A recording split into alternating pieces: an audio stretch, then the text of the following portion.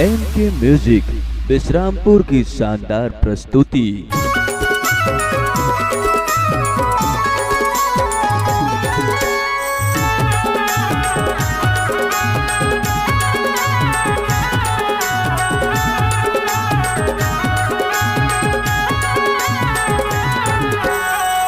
मोर गाँव बर पीपर के छाँव, तुलगा मोर गाँव बर पीपर के छाँव। बैठे हमें देवी देवता वो, देवी देवता वो। कर्मा खेले बर आवे गोरी, देवा तो माया के न्योता वो। कर्मा खेले बर आवे गोरी, देवा तो माया के न्योता वो। तुलगा तुर गाँव बर पीपर के छाँव, तुलगा तुर गाँव बर पीपर के छाँव। बैठे हमें देवी देवता गा, देवी देवता गा। कर्मा खेले बर आऊँगा संगी, देवा तस्माया के न्योता गा। कर्मा खेले बर आऊँगा संगी, देवा तस्माया के न्योता गा।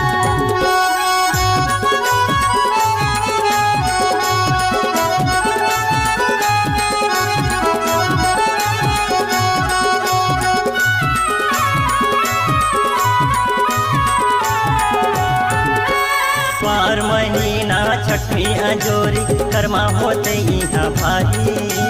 लैका सियान सब झूमे नाचे, नाचे संग संग वारे। पार महीना छठवीं अंजोरी, कर्मा होते गा भारी। रात भर कर्मा मोला खिलावे, प्रजापति संगवारी। आसो के ताल बताहूँ हरावे, आसो के ताल, आसो के ताल बताहूँ हरावे। आवे कि नहीं बताना। तोरे गाँव का बैहा, देवा तस्माया के न्योता गा। कर्मा खेलेगा बैहा, देवा तस्माया के न्योता गा। अबे अबे मोरे गाँव ओ गोरे, देवा तो माया के न्योता हो।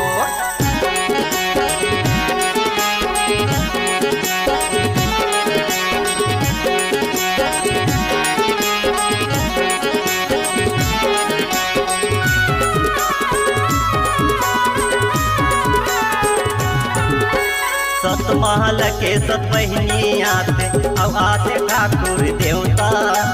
सरगुज के दाई महामाया आते, सबोला हवे गन्योता।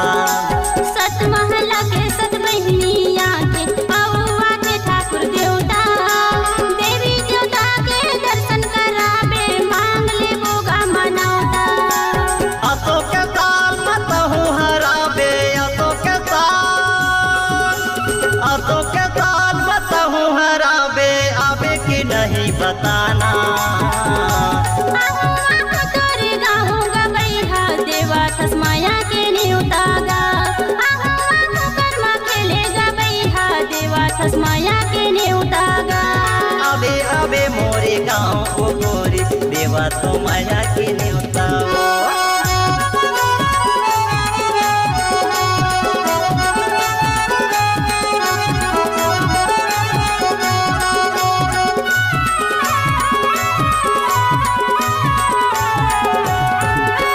झांझ मंजीरा मांदर संग, बाजाते गा मृदंग।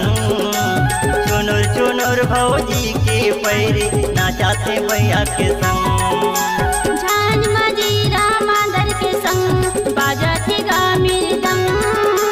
लाली लुगरा मोर खोपा के गजरा, पैरी बजाऊं छम छम। आसो के ताल बताहूँ हरावे, आसो के ताल, आसो के ताल बताहूँ हरावे। आवे कि नहीं बताना।